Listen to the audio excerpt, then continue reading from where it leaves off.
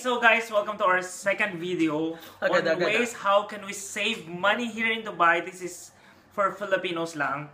Kasi nga we're using Taglish and at the same time English Carabao. So, pag Filipino kasi maintindihan nila ako. And that's it. So next, okay guys, so ang pinag-uusapan po namin kanina is from phone bill to shopping to personal loan and all. So please do watch the first video kasi importante po yun kasi nandun yung introduction namin na napaka-importante. Kung na-miss nyo po, punta kami sa channel niya, may playlist po dito. So naka-play na. Susunod-sunod na. Okay, Don. So let's go. Let's go. Okay, let's move on to the next topic na pwede mong i-share sa amin o sa ating lahat kung paano tayo makakasave ng money dito sa Dubai. Let's move on to groceries. Grocery shopping. Kung mag-grocery kayo, ako personally, kung mag-grocery ako, I look or I plan kung ano bibilin ko. The best thing is maglista.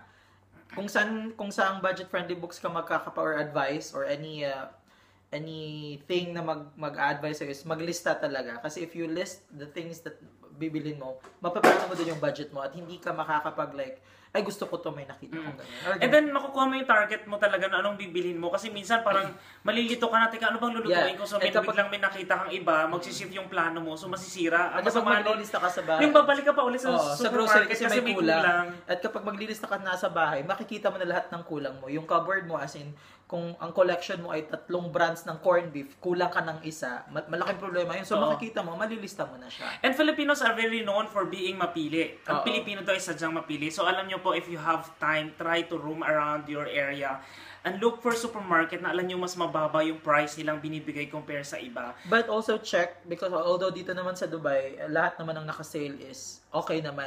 Hindi sila expired. Mahigpit po yung gobyerno dito para sa mga ganong so double situations. Check. Okay, another one for groceries po is make sure guys na kung hindi, let's say, pamimili natin, avoid buying yung by bulks o yung by maramihan. Lalo na kung yung, kunyari yung kung grocery mo na yan ay hindi naman yung siya nasisira. For example, sabon, you will buy by pack. Malaking savings yun actually. But if you let's say buying some herb lang na magtatagal na siya ng ilang days pero binili mo ay sobrang dami na hindi mo naman talaga magagamit, I think it's not wise to do that. Unless if you plan to cook the same recipe for the next 3 days na hindi siya mapapanis, then push mo lang yan. So talaga yung pinakasagot talaga para makasave tayo sa pag-grocery is really planning. Planning is really important. And it will not take time. If you have like 15 minutes of your time, I think that's enough to plan for 1 week. If para sa inyo is masyadong mahaba ang 1 week na pagpa-plan ng pero ako kasi pa nag-grocery ko, I'll just go to corned beef, to century tuna, to pancit canton. That's it. Kung gusto niyo magluto, it's best na gawin niyo yung weekly menu para may plano kayo. Alam para hindi boring yung, di ba? Ito na naman. Para hindi kayo ma-shutdown sa kung anong recipe. Or one more tip is you can share it to your roommates. Di ba, tipid yun kasi pag ambag-ambag kayo, mas malaking tipid yun. So instead na kakain ka lang dapat ng tuyo today, nagiging tuyo with suka siya or with kamatis. Kasi nahalo na yung kamatis ng boardmate mo, so mas malasa na siya. Who knows, mas masarap yun. At masaya kapag may kasama. Hindi ako kumakain ng tuyo, kumakain ako ng daing. Okay, let's move on. Alam ko, kukontra ka dyan, guys. Next is buying store brands. Buying store brands. Ibig sabihin ng buying store brands po, halimbawa sa Carrefour, may mga aluminum foil sila na Carrefour ang brand. Merong Diamond, may iba, Gladwrap. Pero diba reason why people are buying yung mga branded is because they trusted yung ganitong pangalan kasi. Diba, that's one of the reason. But then guys, may mga situation where hindi mo kailangan i-consider yung brand. You are on a tight budget. Especially sa food. Yeah. Kapag ano naman kasi sa food is depende naman kasi sa yun It's just the same thing. Freshly chopped tomatoes in a can are the same with sa ganitong brand sa brand store. Correct. So, there's no difference. Yung sitaw sa malaking supermarket are the same na sitaw sa maliit na supermarket lang. And you can actually have them delivered, diba? You can just call on the phone so it will save your money na isa. Alam mo, pupunta ka pa doon, magkukotse ka pa papunta sa supermarket. Why not let them deliver it instead? Yes, tama. Anong pinag-uusapan natin? Store brands. Store brands. Pero, pagdating sa damit. This is store brands naman, for example, damit, it's also okay. You can pero buy ako, the cheaper ones. Confession. I buy branded clothes. Real talk. Yun yung mga pang-alis talaga. But then kilala mo ko, I have this mumurahin 15 dirhams or less shirts na pambahay. Mas comfortable kasi sa loob ng bahay yung mga mumurahing damit kasi malalambot. Ako, I have branded clothes but I also am a fan of ukay-ukay. Social. Kusta naman. So, it depends upon you and how you carry it. Kung ikaw naman talaga, hindi naman maglalakad sa daan, sinisigaw sa mga okay daw. Hindi naman yung ganyan. So, kung paano mo dalhin, aanhin mo ang iyong Givenchy na t-shirt. Kung wala ka din naman kwenta magdala, dinadala mo parang ano lang siya. Diba? So, wala din. Pero hindi talaga ako nagtatagal ng isang damit kasi pag umabot na ng isang taon. Kasi ma-arty siya. Hindi, not unless favorite ka talaga siya. Abutin siya ng 4 years, 5 years. Ma-arty talaga. Okay, let's go to next topic. Going out. So, going out. May mga... Pero importante po talaga na lalabas pa rin tayo. Yes, socialize. Yes, socialize. When you are stressed, you are supposed to socialize because when you talk to people, when you socialize, it elevates your hormones, your happy hormones, nadidistress ka. Now, when you socialize, hindi ibig sabihin gagastos ka, pupunta ka sa coffee shop or ganito. There are a lot of ways na maaari kang mag-going out nang hindi expensive. Yeah, there are bars for girls na ladies night na libre yung entrance. Minsan may libreng drink pa. Minsan may happy hour for guys. Pupunta ka doon ng alas 11:30 hanggang alas 2. Happy hour yan. So, libre or mas discounted yung drinks. Or you can look for, some restaurants na mura yung ino-offer nila mga food. Di ba, kilala ang IKEA breakfast. Sobrang mura yung breakfast nila doon. So, maganda yun. And then you can also visit some Filipino restaurants, may mga buffet sila. I think 25 dirhams lang. Well, I know some restaurant. Eat all you can. Ang pangalan po siya ng all you can eat is on the go sa May Karama. It's only 15 dirhams plus 3 bottomless ice tea. So, 80 dapat yung pupunta natin yesterday. Pero hindi so, kung alam niyo yung restaurant na yan, pagkalat niyo po. Because it's very good. And then going out kasi, if you go by group, maganda rin. Kasi, kasi kaysa sa mag-isa, so parang isipin nila, you are friendless. You are a freak. You're not a good person.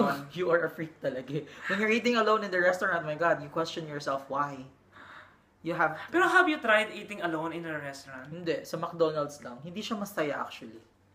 I think I tried eating alone kasi hindi talaga ako friendly pag hindi ko kilala. Malamang, because if that's the case, my God, pero what I'm doing is, hindi kasi yun yung time na nag-iisip ako while eating. That's a different thing. Pero basta minsan, try lang, hinay-hinay lang po sa going out. Kasi marami namang paraan na you can do those things na ginagawa mo outside that you need to expend more na pwede mo namang gawin sa loob. One of which is yung eating let's say just eating out, na nabanggit ko kanina, you can do the same thing na parang instead of going out, let's say, pupunta kayo, magre-rent kayo ng isang court para maglaro ng badminton or basketball. Kung meron naman isang friend ka na may sarili silang court or meron silang swimming pool doon, you can bring your friends along. So, mas libre po yun, mas masaya. Yeah. And but of course, you have to go out. Huminga din ng preskong hangin kahit na madumi. Oo, masarap pa rin lumalabas kasi magpa-araw ka, Hindi, tsaka pag nasa loob ka lang, guys, tendency mo homesickness. Okay, next. Let's move on to credit cards. Credit cards. How can we save our money done using credit cards? I don't have credit cards. So, okay. Mag-cash advance. Yeah, tama rin. Pero as a junior unit manager of Citibank in the Philippines, guys, number 1 po talaga na pinapayag ko sa mga credit card holders that if you're going out, avoid bringing your money card. Kasi temptation is there. Because you have money with you. Totoo yun. And then you can find ways, guys, like balance transfer. There are some offering yung mga bangko dito na maaari maka-lessen ng mga payment, yung mga charges na binabayaran. They are negotiable. Yeah. But then yun, rule pa rin sa paggagastos is buy something that you really need, not something that you only just want. Tama! Okay, next, guys, let's talk about cosmetics and cleaning products. There are DIYs, there are What's DIY? Di ba may DIY store? DIY. Do it yourself. Do it yaw. So in Tagalog, magsarili ka. Or gawin mo yung mga, for example, may mga... magsarili ka naman.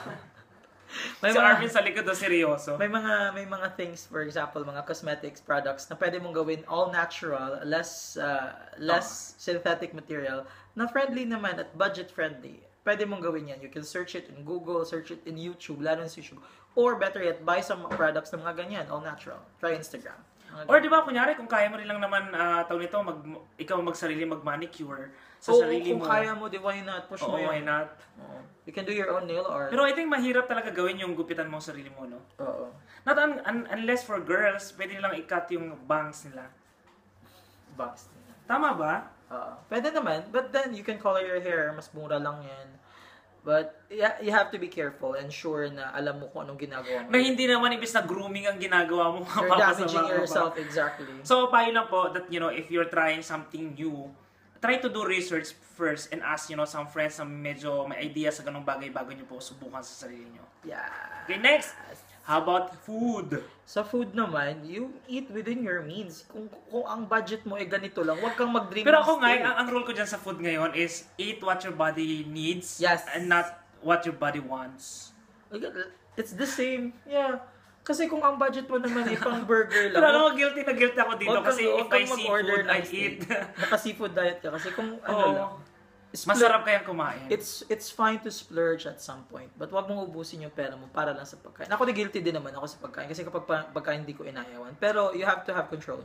Pero alam mo, minsan sa pagluluto, sa pagkain, the more na simple yung pagluluto mo, mas masarap kaysa sa maraming kaartihan. Alam mo yung itlog na walang mantika, tapos walang asin. Wala lang talaga, itlog lang siya.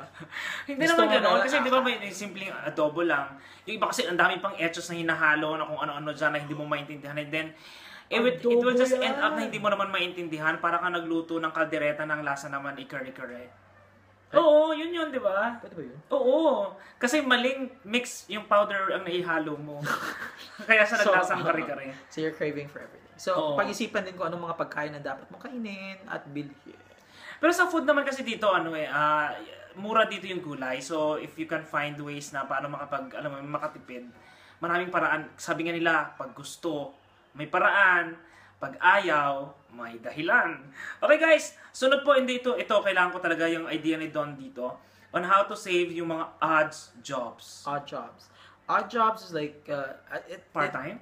Hindi part-time. It's something that hindi mo siya something ginagawa. Different. Hindi mo siya ginagawa. It's not a day job. A day job is, for example, ako nasa office. That's a day job. After that, kung sa day off ko, pwede akong gumawa ng ganito, pwede akong gumawa. Although hindi naman siya ano man tawag nito? Like kailangan kasi ng mga permit o regular. Regular job na. Sinabi ko dati, if I love baking, I would sell cupcakes in my free time. I would receive orders. If I love photography, gagawin ko din yun. Yung ganyan, in my spare time, hobby, and you turn it into something na can supply you financially. Oo, makakatulong ng konti sa yung budgeting. Okay? Pero yan, it distresses you and it gives you income. Okay.